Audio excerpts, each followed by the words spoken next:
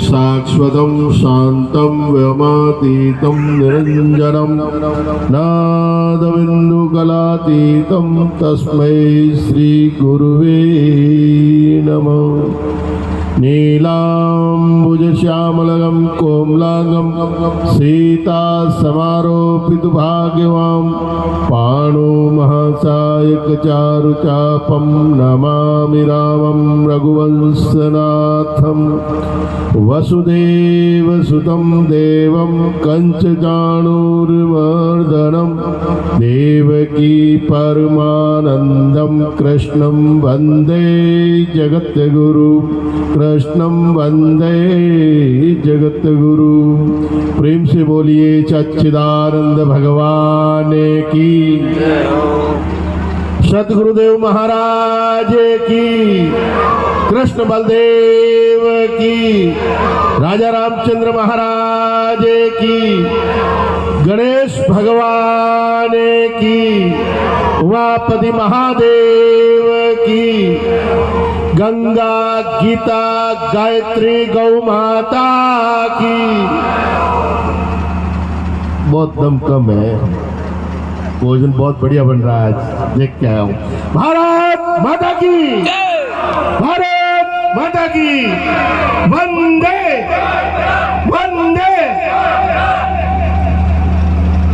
अर्चनीय वंदनीय प्रातः स्मरणीय जगत नियंता की चरण चरण में विराजमान अखिल ब्रह्मांड नायक परब्रह्म परमात्मा सदगुरुदेव एवं जगत जननी गौमाता के चरणारविंदों में शाश्वत दंडवत प्रणाम करते हुए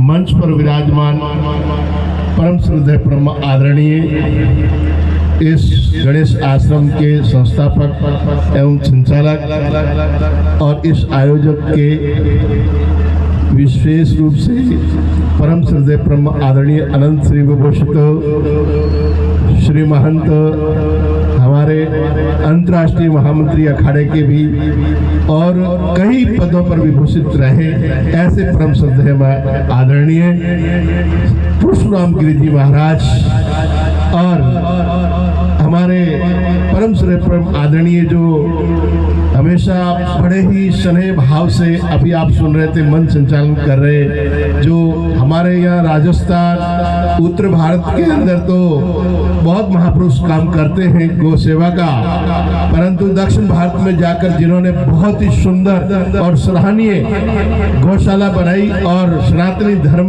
के लोगों को जागृत किया, ऐसे परम श्रद्धेय परम आदरणीय हमारे चेतन गिरी जी महाराज और सनातन धर्म की ध्वजा फहराने वाले, सनातन धर्म को हमेशा देश देश के कोने में उनकी आवाज पहुंचाने वाले ऐसे हमारे श्रीमान राजेश जी पटेल जो हमारे विश्व हिंदू परिषद से और सनातन धर्म के अंदर सभी कुछ आ गए, ऐसे वाणी के भी धनी हैं जो हमेशा क्रांति भरी वाणी बोलते हैं।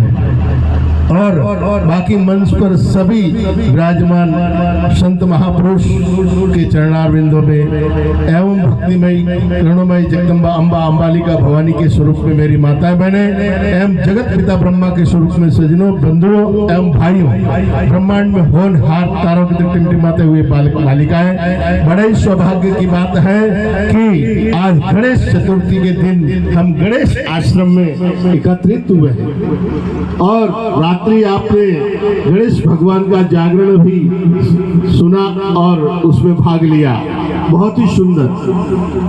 परंतु आज अभी जो चर्चा चल रही थी हमारे सनातन धर्म के लिए, सनातन धर्म मजबूत कैसे हो, सनातन धर्म की रक्षा कैसे हो और सनातन धर्म सुरक्षित कैसे हो, उसके लिए हमारे महाराज श्री ने बहुत तरह के आपको उपाय बताए गए, निर्मल जी गहलोत साहब ने भी बताए, परंतु मैं इसमें ये कहना चाहता हूँ कि सनातन धर्म को मजबूत करने के लिए पहले हमें वैदिक विद्या की आवश्यकता है। सनातन धर्म, वैदिक विद्या ही सनातन धर्म है, क्योंकि हमारे इस आज के युग के अंदर वैदिक विद्या लुप्त हो गई है, वैदिक विद्या के बारे में कोई जानता ही नहीं है, क्योंकि हमारे सनातन धर्म का मूल ग्रंथ जो है वो क्या है आप शायद ही जानते होंगे। आप मुसलमानों के जो मूल ग्रंथ है उसको जानते होंगे, क्या नाम है? मुसलमानों के मूल धर्म ग्रंथ का क्या नाम है? कुरान। ईसाइयों के मूल धर्म ग्रंथ का क्या नाम है? बाइबल। सिखों के मूल धर्म ग्रंथ का क्या नाम है? और हमारा सनातन धर्म का मूल ग्रंथ का नाम क्या है? रामायण। बोलिए, सब अपने अपने मन में है वो बोलिए। रामायण। तो कोई कहेगा रामायण है, कोई कहेगा भागवत है, कोई कहेगा गीता है। तरह तरह के नाम आते हैं, कई तो कहते हैं हनुमान चालीसा भी है। तो सजनों, यहाँ पर आकर हम मार खाते हैं। क्यों? क्योंकि हम अपने वैदिक धर्म, अपना वैदिक जो संस्कार, अपनी वैदिक संस्कृति भी भूल बैठे।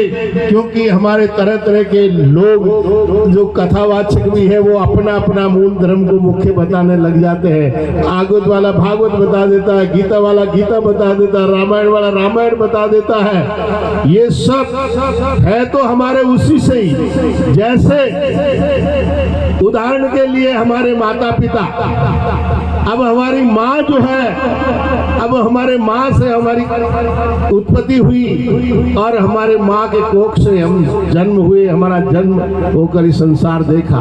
परंतु हमारे माँ बाप के जो भाई हैं, उनके माता पिता है, रिश्तेदार है, उन सब का रिश्ता है तो मेरी माँ के नाते ही ना। नानी, दादी, चाची, चाचा, ताऊ, भाई, ये सब माँ के रिश्ते से है। ठीक ऐसे ही हमारे सनातन धर्म जो मूल ग्रंथ वेद है, जो वेद हमारा मूल ग्रंथ है और वेद के मंत्र 1,00,000 है। उन 1,00,000 मंत्रों का 4 भाग करने से 4 वेद होते हैं। तो वेद ही हमारा मूल ग्रंथ है। बोलिए, क्या हमारा मूल ग्रंथ है? बोलिए भगवान, मैं पूछ रहा हूँ, आपका मूल ग्रंथ क्या है? वेद। और वेद से ही गीता, भागवत, रामायण है कि नहीं? तो गीता, भागवत, रामायण हमारी नानी, दादी, चाची हो सकती है, परंतु मूल ग्रंथ तो हमारा वेद है। इसीलिए वैदिक विद्या अध्ययन करना हमारा बहुत ही जरूरी है। और वैदिक अध्ययन नहीं करेंगे तब तक नानी, चाची, दादी का कोई महत्व नहीं होता। महत्व जब होता है कि हमारी माँ जिंदा है और माँ को हम अच्छी तरह, पिता को जानते हैं, तो सभी रिश्ते महत्वपूर्ण हैं। ऐसे ही हम वैदिक विद्या को जानते हैं तो गीता, रामायण, भागवत भी हमारी बहुत मजबूत ग्रंथ है, वो भी धर्म ग्रंथ हो सकते हैं। परंतु जब तक वैदिक विद्या को हम नहीं जानते हैं तब तक कुछ भी नहीं है, सब ऐड़ है। इसीलिए जैसे किसी हमारे कहा भी है, आत्मज्ञान है केवल अमृत रस की खान और बात बक बक वचन झक झक मारना जान। जब तक वैदिक विद्या को हम नहीं जानते, वैदिक संस्कारों को नहीं जानते, वैदिक संस्कृति को नहीं जानते, तब तक ये कोई सनातन धर्म के जितने सब डोंग डपोले ही है और डोंग डपोलों से कुछ होने वाला नहीं है। इसीलिए हमें वैदिक विद्या अध्ययन करना जरूरी है। ऐसे ही हमारे परम पूज्य परशुराम गिरी जी ने वैदिक गुरुकुल का नींव लगाया है और इस वैदिक गुरुकुल के अंदर जब बच्चे पढ़ेंगे तो सनातन संस्कृति को जानेंगे, समझेंगे और समझकर उस पर चलने का प्रयास करेंगे। इसीलिए हमें इस वैदिक विद्या को, मंदिर को खड़ा करना है जिसमें जल्दी से जल्दी हमारे बच्चे पढ़े। इसीलिए इस वैदिक मंदिर को खड़ा करना है। ये हमारा और आपका सबका संकल्प है। हम लोग महात्मा सन्यासी हैं, हम लोग डंडा लेकर, झोली लेकर चलते हैं, लोगों को जागृत करते हैं। धन संपत्ति तो आप लोगों के पास में है, धन संपत्ति तो आपको खर्च करनी है, परंतु खर्च कराने के लिए, सदमार्ग बताने के लिए, सदुपयोग के लिए संत गुरुओं की जरूरत पड़ती है। ऐसे हमारे परम पूज्य परशुराम गिरी जी और ये सारा संत मंडल जो बैठे सब एक साथ है और इसीलिए जल्दी से जल्दी बने। आज कई वर्षों से यहाँ पर इस कार्य को गति नहीं मिल रही है, पड़ा है अपने स्थितिगत, व्यक्तिगत, परंतु अब कई वर्षों के बाद आज शायद सुनहरा समय आया है जिसमें हम सब इकट्ठे हुए हैं और इकट्ठे होकर इसका वापसी इसकी गति प्रदान करें जिससे जल्दी से जल्दी बने। और वैदिक सनातन धर्म के अंदर गाय, जो गाय है वो इस धरती पर कत्लखानों में जाकर कटती है और जब तक इस धरती पर कत्लखानों में रक्त गिरेगा गाय का तब तक सनातन सुखी कभी नहीं होगा। दूसरा, ये धरती माँ जो है ये बीमार है। धरती माँ बीमार कैसे हुई कि इसमें यूरिया, डीएपी, तरह तरह के जो विदेशी खाद को डालकर इस जमीन की उर्वरा को खत्म कर दिया गया है। उर्वरा खत्म हो गई है, इसके बंजर हो गई है, इसकी ताकत खत्म हो गई है, जो जैविक खाद की कमी हो गई है। इसीलिए गाय के गोबर और मूत्र इस धरती पर जब पड़ेगा तो गाय के गोबर मूत्र से इस धरती की बीमारी समाप्त हो जाएगी, ये धरती स्वस्थ हो जाएगी। इस स्वस्थ धरती पर जो अन्न उपजेगा उससे हमारे आने वाली पीढ़ी भविष्य का सुनहरा बनेगा, क्योंकि बीमार माँ की संतान जो होती है वो संतान रोगी ही पैदा होती है। इसीलिए इस धरती को हमें सबसे पहले रोग मुक्त करना है। धरती को रोग मुक्त करने के लिए हमें गाय के गोबर की जरूरत है। गाय का गोबर जब ही मिलेगा कि हम घर में कम से कम एक एक गाय अवश्य पालें। ये गांव है, किसान है, तो किसान की शक्ति तो गाय है, किसान की तो योग्यता भी गाय से है, किसान का धन गाय है। इसीलिए गायों को हमें अधिक से अधिक रक्षण करना चाहिए और एक्सीडेंट से बचने के लिए रोडों से भी हटाना चाहिए। आजकल रोड पर गाय बैठती है और गाड़ियां निकलती है, टक्कर मार देती है और एक्सीडेंट हो जाता है। तो ऐसे अनेकों गाय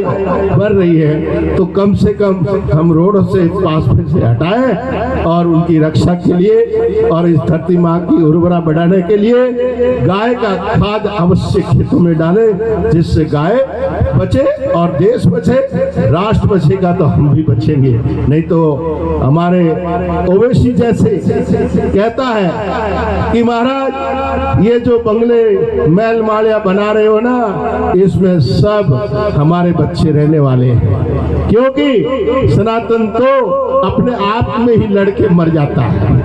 कोई कहता मैं ब्राह्मण हूँ, कोई कहता मैं क्षत्रिय हूँ, कोई कहता मैं वैश्य हूँ, कोई कहता जाट हूँ, कोई कहता सुतार हूँ। ऐसे आपस में जाति के अंदर ही हमारी जाति बड़ी हो जाए, हमारी जाति बड़ी हो जाए, परंतु बांग्लादेश के अंदर जो काटे जा रहे हैं ना, वो जाट या कुमार या राजपूत नहीं काटे जा रहे, वहां सिर्फ काटे जा रहा है हिंदू। हिंदू शब्द से ही वहां अत्याचार हो रहा है। तो इसीलिए सजनों, हमारे जो देवी देवता भी है ना, उनके हाथों में शस्त्र है। वो शस्त्र किस लिए है? किसी को मारने काटने के लिए नहीं है, वो आत्मरक्षा के लिए है। तो इसीलिए आत्मरक्षा हमें भी तो करनी चाहिए। आत्मरक्षा कैसे होगी? आत्मरक्षा ऐसे होगी, जैसा सामने वाला होता है वैसा ही उसको उत्तर देना चाहिए। जैसे अगर पंडित ज्ञानी ब्राह्मण अगर सामने आ रहा है शास्त्रार्थ करने के लिए, तो वहां पर हमें विद्वान परशुराम महाराज जैसे की जरूरत पड़ेगी, वहां वेद मंत्रों के साथ में उसको उत्तर दिया जाएगा। और अगर ओवैसी जैसा भैंसा आ रहा है सामने, उस भैंसे के लिए अगर कोई मंत्रों की जरूरत नहीं पड़ रही है, वहां तो हमें शस्त्र की जरूरत पड़ती है, शास्त्र की नहीं, शस्त्र की जरूरत है। तो हमारे ऐसे ओवैसी जैसे भैंसों से बचने के लिए हमारे घर में अवश्य एक शस्त्र अवश्य होना चाहिए। हमारे घर में शस्त्र और शास्त्र दोनों होना चाहिए, क्योंकि हमारे देवी देवताओं के हाथ में एक में शास्त्र है तो दूसरे में शस्त्र है, क्योंकि यही सनातन धर्म का हमेशा चलता आ रहा हमारे देवताओं की परंपरा से ही। हम लोग तो आजकल कहते नहीं नहीं हम तो हत्यारे नहीं है, हम हत्या नहीं करते हैं। अरे बिल्कुल ठीक कह रहे, हम हत्या तो नहीं करते, पर आने वाला हमारी हत्या कर लेगा तो बचोगे कैसे? इसीलिए बचने के लिए हमारे घर में मंदिर के अंदर आड़े में पूजा में शास्त्र भी होना चाहिए और एक तरफ शस्त्र भी होना चाहिए। जैसा सामने आता है उस समय वैसा सामने लेकर निकल जाए, जिससे आपकी विजय प्राप्त हो जाएगी। अगर उस टाइम में तुम शास्त्र को लेके गए तो तुम्हारा मस्तक काट दिया जाएगा। ऐसे ही हमारे मोहम्मद गोरी 17 बार भगवान के मंदिर को लूटा गया, तो हमारे पंडित ब्राह्मण कहते रहे कि भगवान बचाएगा, भगवान बचाएगा। अरे भगवान क्या बचाएगा, लूट कर सब ले गए। उस जगह अगर शास्त्र की जगह शस्त्र होता तो हमारा देश को लूट कर नहीं ले जाता। तो इसीलिए हमें शस्त्र और शास्त्र की जरूरत है सनातन धर्म की रक्षा के लिए। इसीलिए हिंदुओं जाग जाओ। अब हिंदू पर अटैक जब भी होता है तो सब हम एक होकर निकले, जाट ब्राह्मण बन के नहीं निकले। हम तो केवल सनातनी है और सनातन की रक्षा के लिए हम आगे आए, बस यही हमारा रहे।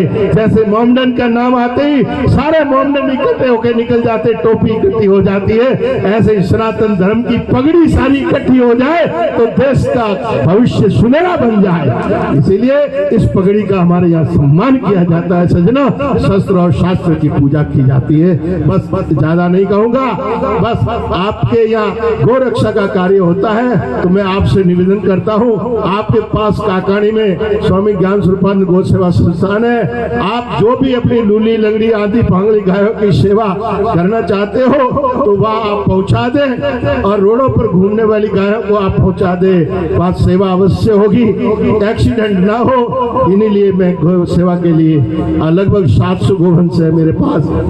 जोधपुर में 2 जगह, ये काकानी में, और भी जा कहोगे मैं तो तैयार हूँ सेवा के लिए हमेशा। जैसे हमारे परशुराम गिरी जी शिक्षा के लिए तैयार रहते हैं, ऐसे ही गौ सेवा के लिए तैयार हो। बस इन्हीं शब्दों के साथ वाणी को नाम हरिओम तत्सत, हरिओम तत्सत।